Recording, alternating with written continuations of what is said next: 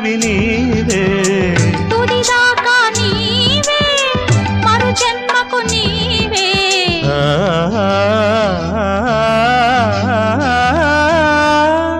జానకి కలగనలేదు రాముని సతి కాగలనని ఏనాడు రాముడు అనుకోలేదు జానకి పతి కాగలనని ఆనాడు